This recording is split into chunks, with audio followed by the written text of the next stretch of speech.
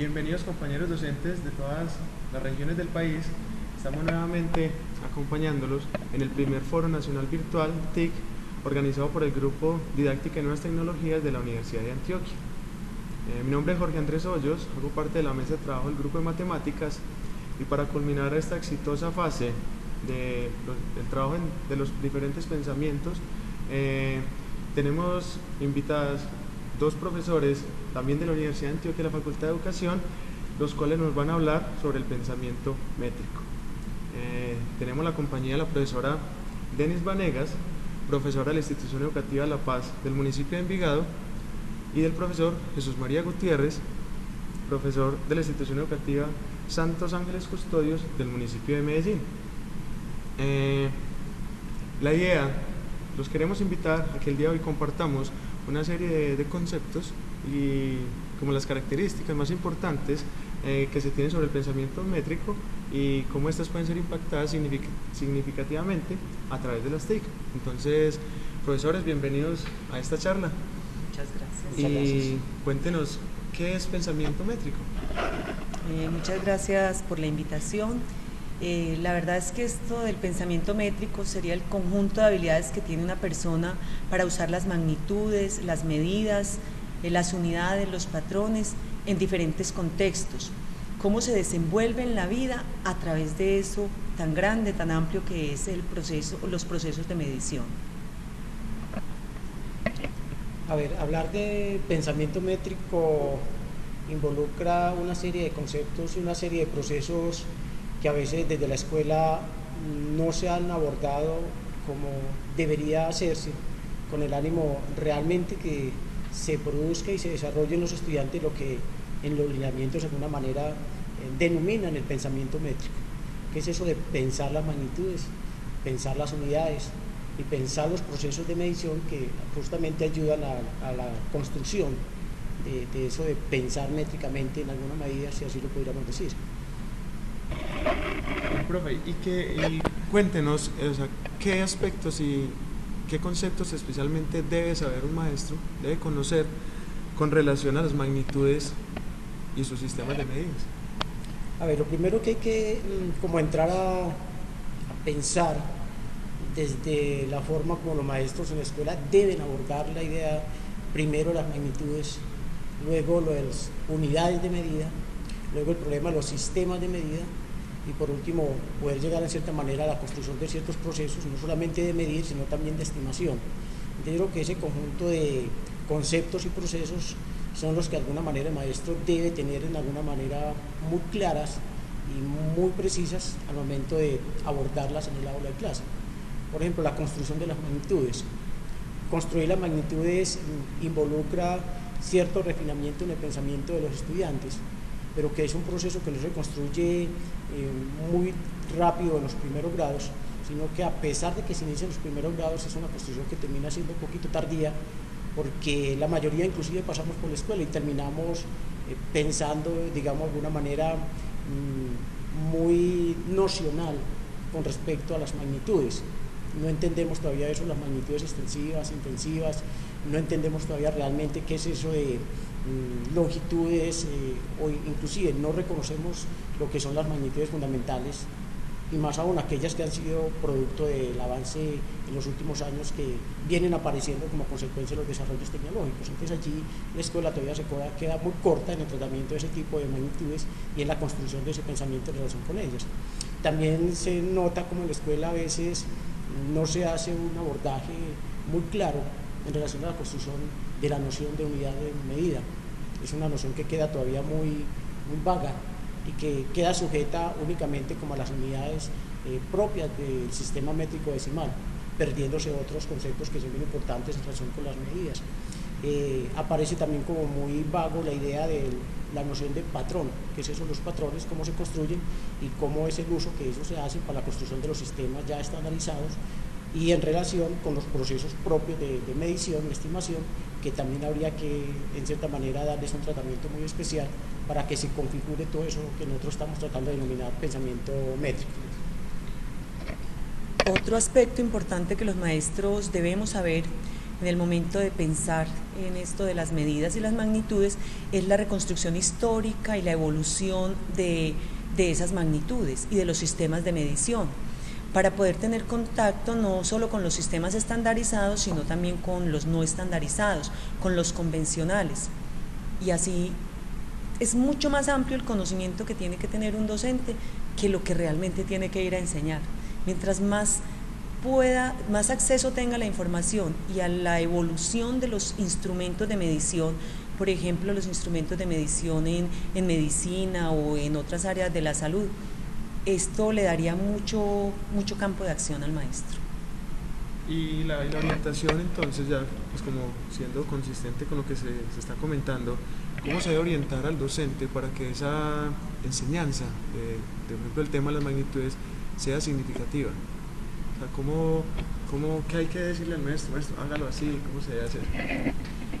Bueno, lo primero que le diríamos, o que yo le diría a un maestro es, no empiece enseñándole con el metro. O sea, este es el metro, estos son los centímetros, no coja esas unidades y esos patrones y esos sistemas estandarizados, porque entonces lo que va a hacer es como cerrarle las puertas al niño en torno al pensamiento métrico. Entonces lo primero es, bueno, ayúdele a percibir las áreas, las superficies, ayúdele a percibir volumen, cantidad de magnitud, pero desde la percepción inicial, desde el reconocimiento, desde esos procesos de estimación, porque si lo encasillamos en los sistemas estandarizados, les estamos ocasionando problemas. Y también utilizar pues una serie de situaciones, ojalá situaciones problema, que le permitan integrar no solo conceptos del pensamiento matemático en general, sino también de otras ciencias. Lo que pasa es que allí hay una situación que ha sido un poquito compleja en el tratamiento de las magnitudes, y quizás es como una consecuencia del desarrollo tradicional que ha tenido, digamos, el pensamiento métrico. Uno observa por lo general que el tratamiento en los primeros instantes se da en relación con el sistema métrico decimal, y es una preocupación como por la aritmetización de ese sistema.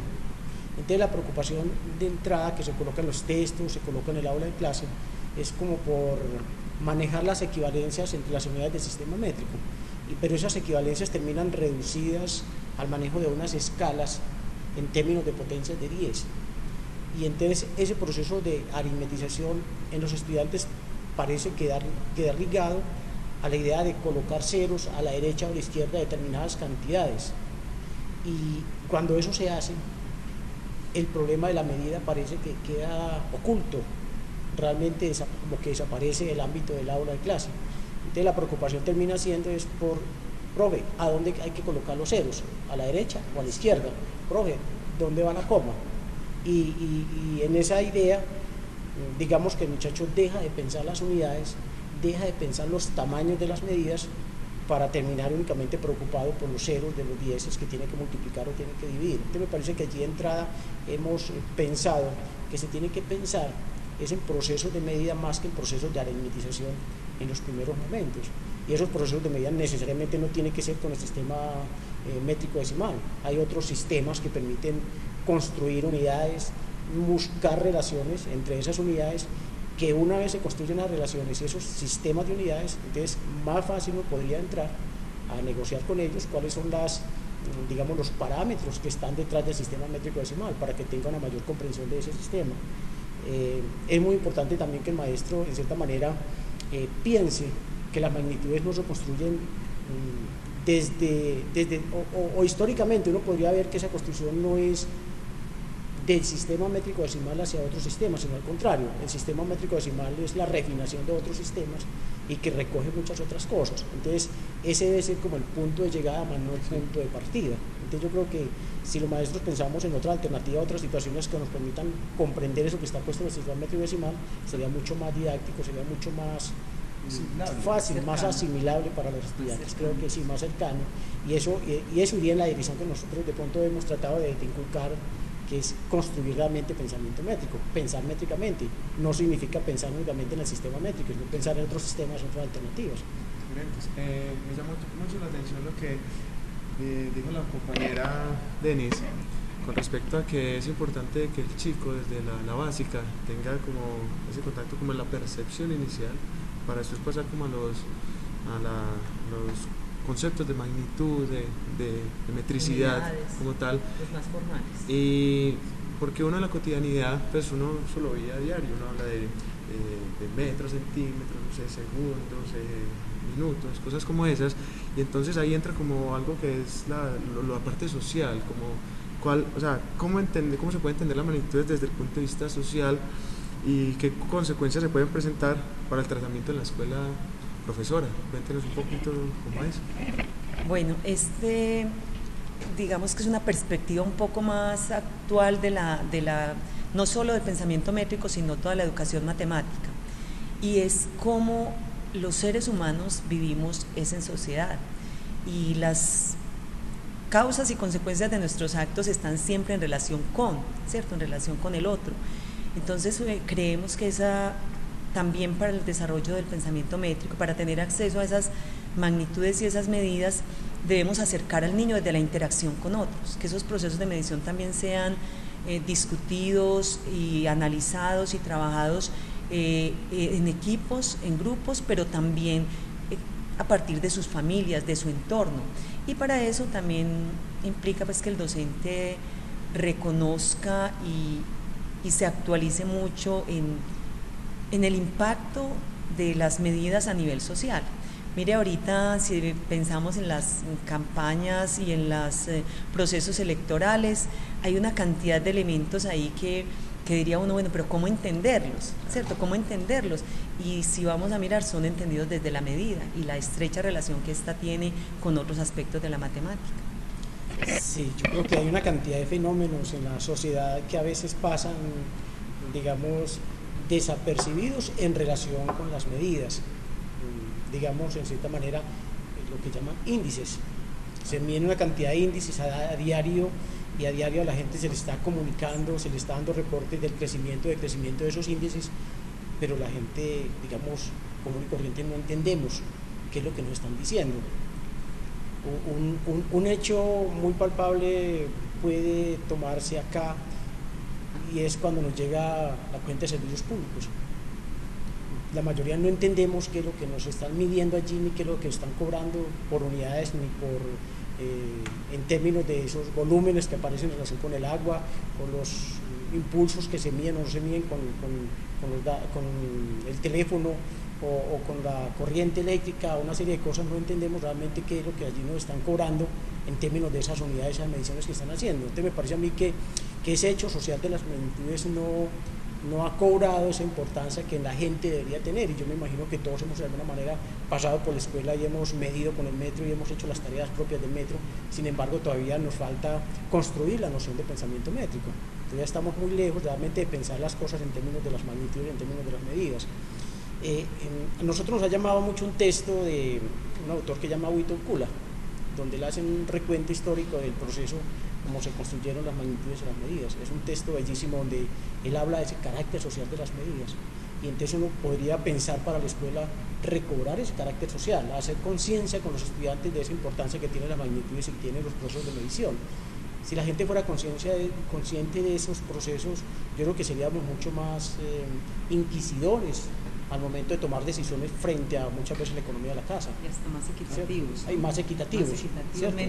Menos injustos, sí, más justos. Más justos. Sí. Entonces yo creo que esa forma de pensar las medidas y pensarlas en términos de unas implicaciones sociales debería impactar de alguna manera el trabajo en la escuela, debería de alguna manera desarrollarse estrategias en el aula de clase que permitan hacer que el estudiante se haga consciente de la importancia que tiene pensar métricamente y pensar en todos estos procesos que están involucrados y que de alguna manera no afectan la economía de las casas, no afectan la economía personal.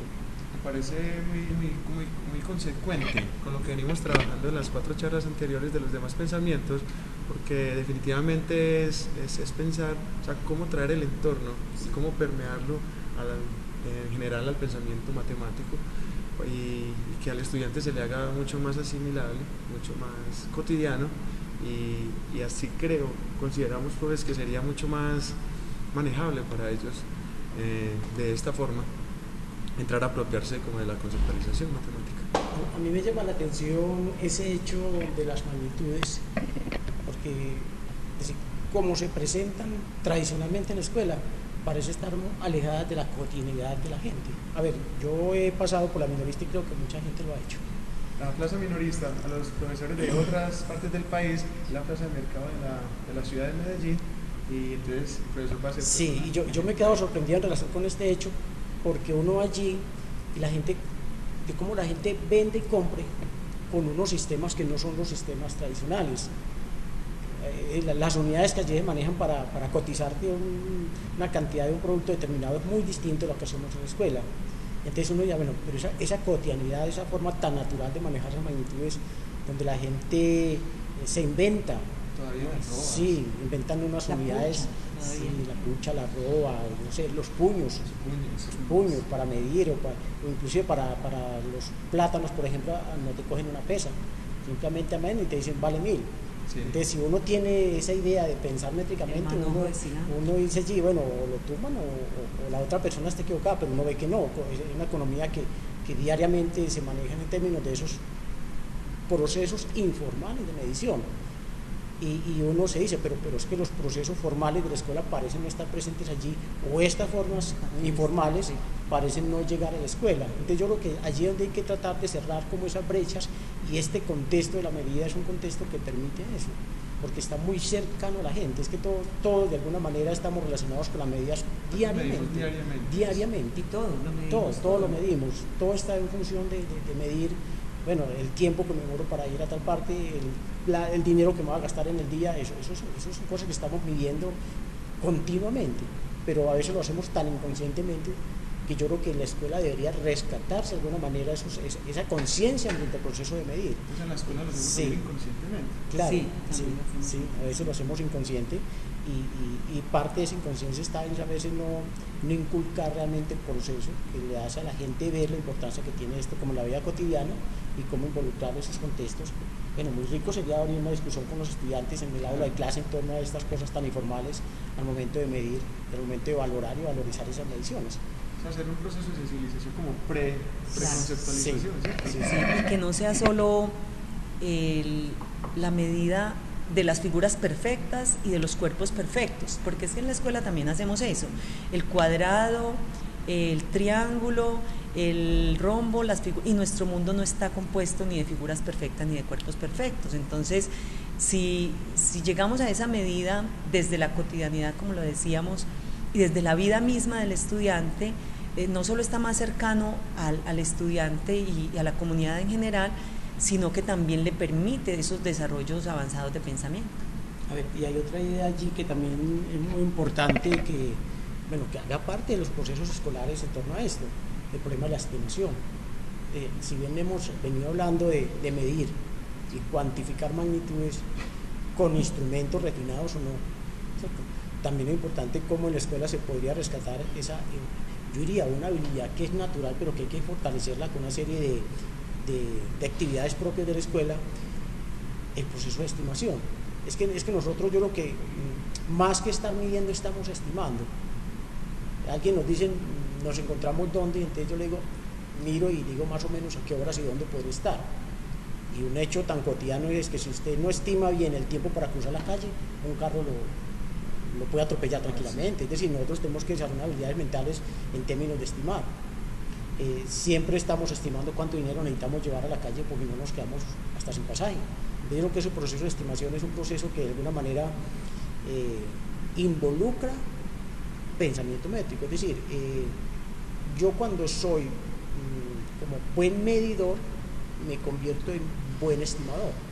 Usted lleva a una persona experta, un albañil a su casa, que le haga una cotización de un trabajo y, digámoslo entre comillas, a ojo, le dice cuántos metros necesita y necesita cuántos costos van involucrados allí.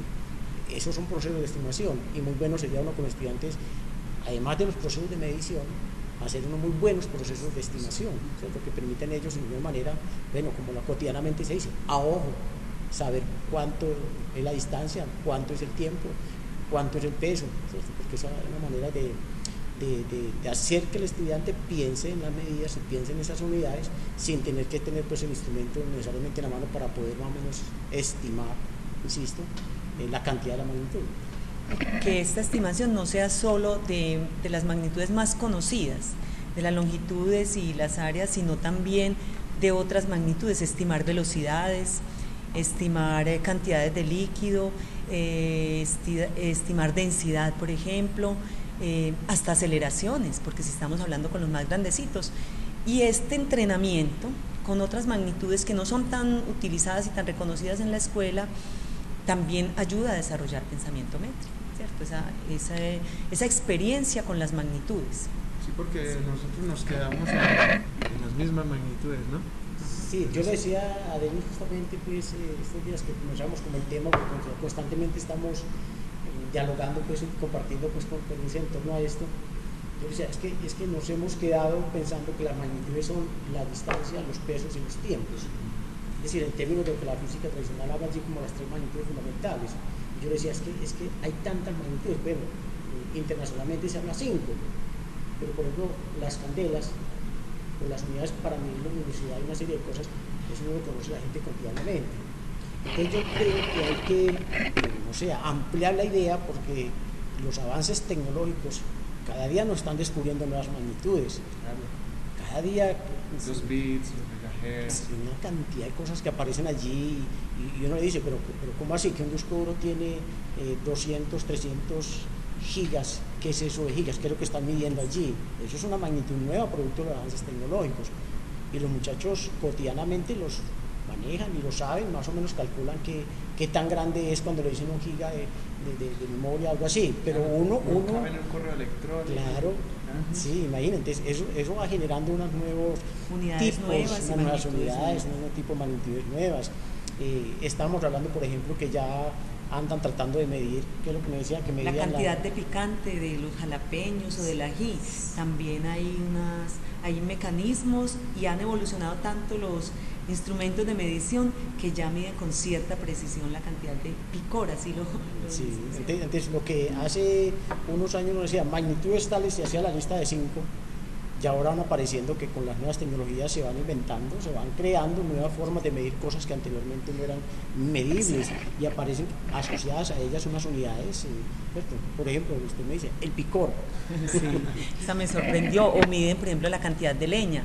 En Canadá se utiliza la leña, pero medida en unos bloques, así por pedazos, y es súper estricta pues esa medida. Porque para Canadá cuestión de leña en la cotidianidad es muy importante. Entonces el impacto de esas medidas en lo sociopolítico, en lo cultural, ¿cierto?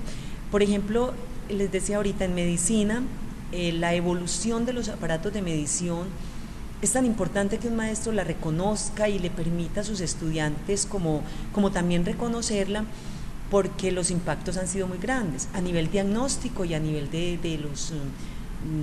pronóstico. Pues los médicos tienen que evolucionar en eso, pero los maestros tenemos que reconocerlo. ¿Por qué? Porque como son procesos tan relacionados con la vida misma, por ejemplo, primero se medían algunos gases, se medían en milímetros cúbicos, y ahorita ya se miden en partes por millón. O sea, la precisión ha sido tanta y eso ha impactado muchísimo la ciencia médica. De todas maneras, la conclusión final pues, del proceso es como decir la fatalidad, porque yo me puedo equivocar en gramos o en kilos y no me impacta, pero yo equivocarme en una parte por millón. En una parte por millón puede ser una cosa que termina con la vida de una persona o algo así, una cantidad.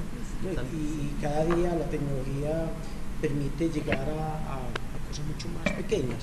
Estamos hablando ya de nanotecnología, porque cómo la tecnología crea instrumentos, bueno, y muy importante la idea allí, instrumentos nuevos para medir cosas demasiado pequeñas.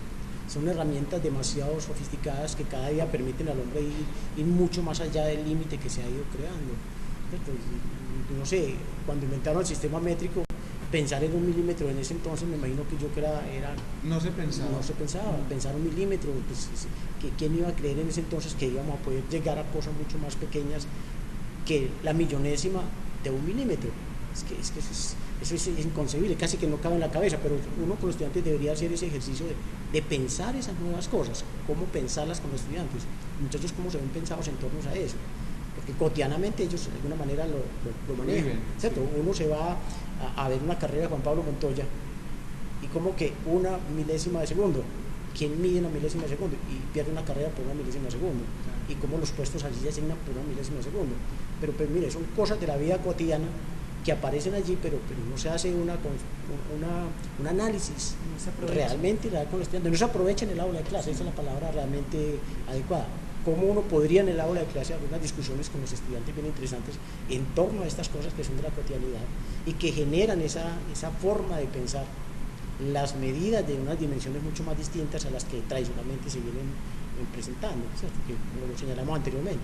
Profe, usted habló ahora del concepto de estimación y ahí me permite articular de alguna manera, por ejemplo, el pensamiento aleatorio desde el punto de vista de estadística.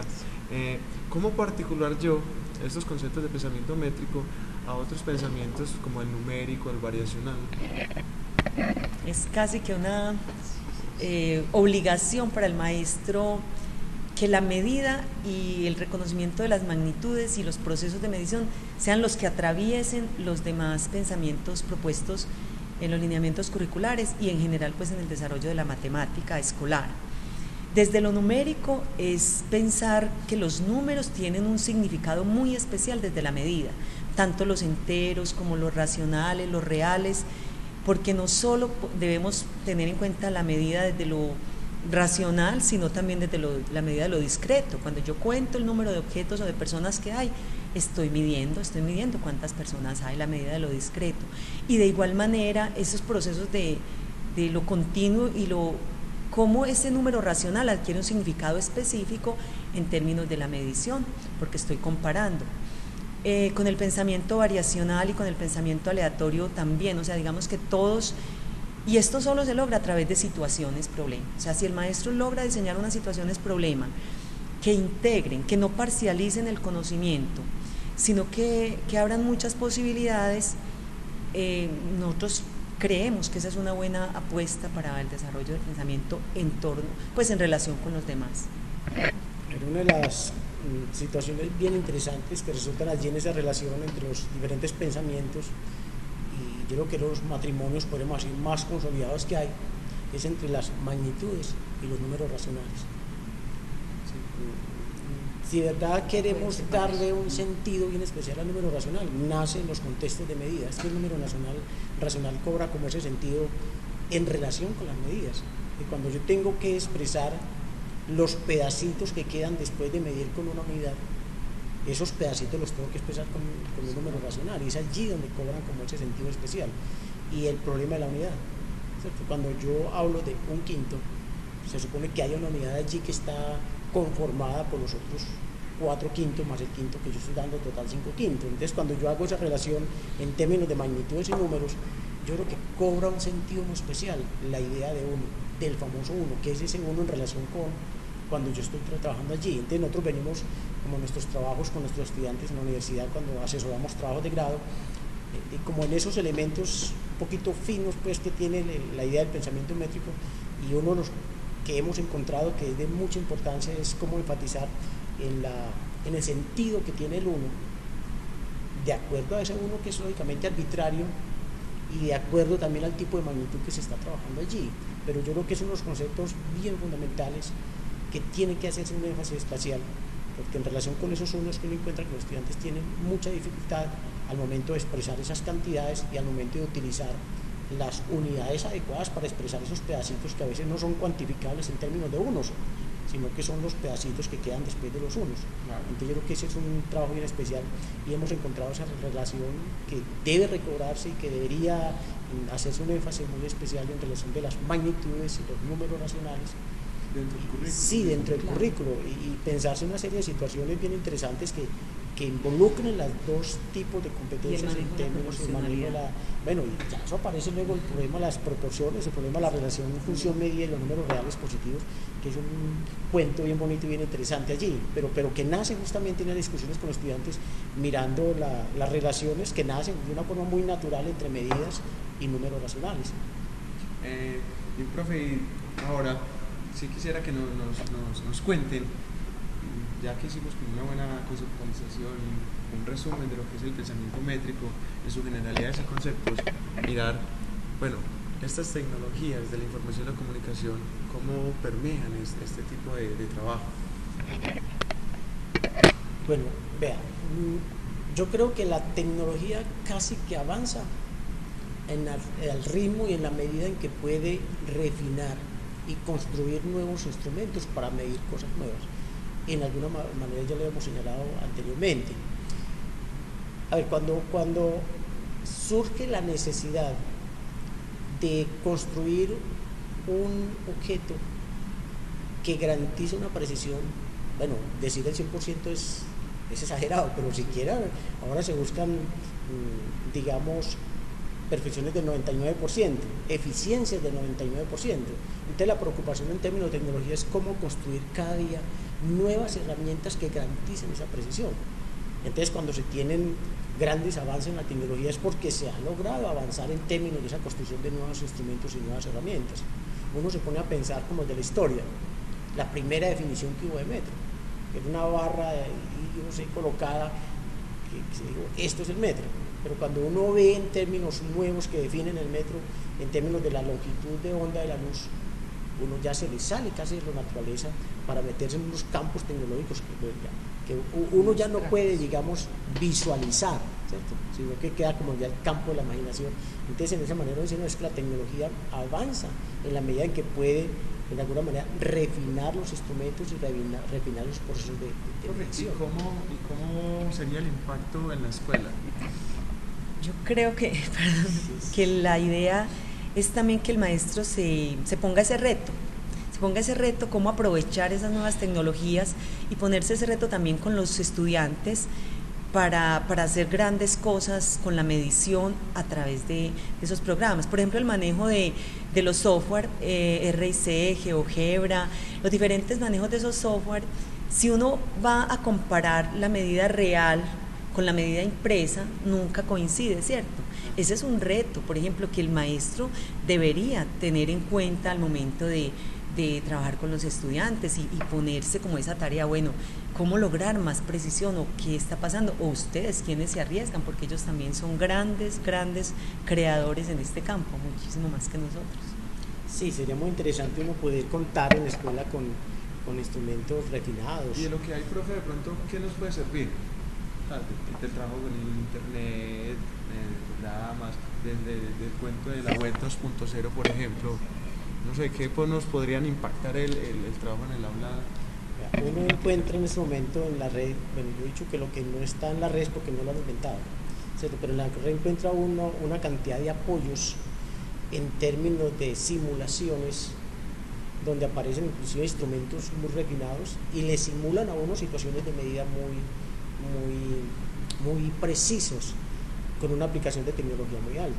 Entonces yo creo que si el maestro es, digamos, un poquito inquieto, puede muy bien indagar y puede muy bien buscar y encontrar unos apoyos muy buenos en la red que le permiten colocar todos estos elementos en el aula, y eso le desborda un poquito esa mirada tradicional, y que lo cual hemos venido insistiendo de únicamente la cinta métrica y unos cuantos instrumentos no muy refinados. Entonces yo no creo que eso desborda, eso es necesario tenerlo, pero si incorporamos eso otro, haremos de unos procesos mucho más ricos, mucho más interesantes, mucho más didácticos y mucho más motivadores para los estudiantes inclusive.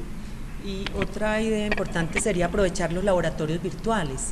Mire que en física y en química hay muchas páginas, muchas webs que tienen diseñados estos laboratorios, y hay otros procesos de medición. A mí me parece que eso sería muy significativo, que nos conversáramos las diferentes áreas, matemática y física y química, a través de esos laboratorios virtuales. Yo les pongo un ejemplo, por ejemplo, salen las estadísticas, que número de visitas, tantas páginas, ahí el muchacho ya empieza a hacer como ese trabajo de magnitud, una magnitud diferente, y en su cotidianidad es mucho más fácil de manejar. Yo pienso que la invitación, compañeros y a los docentes que nos observan, es dejarle un poco el miedo a esto. Como decía la profesora Denis, es un reto para nosotros que los estudiantes entiendan la resolución de problemas matemáticos de otra manera y cómo con esas tecnologías permear cada uno de los pensamientos y que se articulen entre ellos. Sí, articular e incorporar elementos nuevos, ¿cierto? Que permitan nuevas miradas a un mismo concepto que estaba allí rondando, ¿cierto? Entonces, cuando se tienen múltiples miradas del mismo concepto, la idea será mucho más rica. Y los estudiantes por esto son muy encarretados por la tecnología, esos son unos, digamos, consumidores sabios de ellos, pero hay que saberlos encaminar y saberlos incorporar, y si uno hace este trabajo en el aula de clase, el trabajo será mucho más rico, mucho más didáctico, mucho más asequible. ¿Sí? Profesor Jesús María, muchas gracias por la visita que tuvieron aquí y por poder compartir con los demás docentes nuestros conocimientos. Lo mismo a la profesora Denis, gracias por estar acá.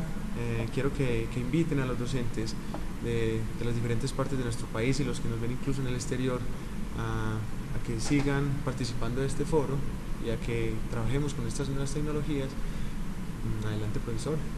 Muchas gracias a ustedes por la invitación y a todos los maestros. De verdad que esto es, así como en todo el proceso de educación matemática, como nos lo soñamos, como lo queremos tanto, como una invitación a que exploremos mucho, a que nuestra mirada no sea un poquito tan hacia la norma o los conceptos rígidos, sino que avancemos un poquito en una mirada más amplia de lo político, lo sociocultural, cómo eso entra a la vida de la escuela y nos puede servir mucho para el trabajo.